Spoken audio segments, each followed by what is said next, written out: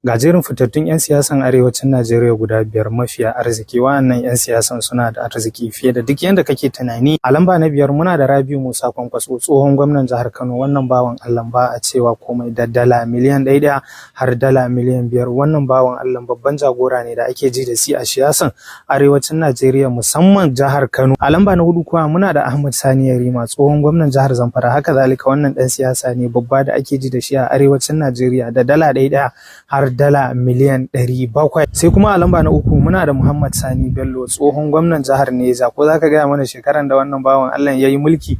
Ana ji da wannan bawan Allah sosai a arewacin Najeriya, babba ne sosai da arziki fiye da duk yanda kake tunani, inda wannan bawan Allah da dala 1 har dala miliyan 900. Kana a lamba na 2 muna da Atiku Abubakar daga jihar ta Adamawa, tsohon mataimakin shugaban kasar baki ɗaya a shekaran 1999 zuwa shekaran 2007, inda wannan bawan Allah da dala 1 har dala biliyan 1.4. Sai daga ƙarshe a lamba na 1 muna da Ibrahim Badamasi Babangida. Wannan bawan Allah daga jihar Neja, tsohon shugaba ne a zamanin mulkin soja, wanda ya mulki a shekaran 1985 zuwa shekaran 1993. Ana ji da shi fiye da duk yanda kake tunani, da dala 1 har dala biliyan 5.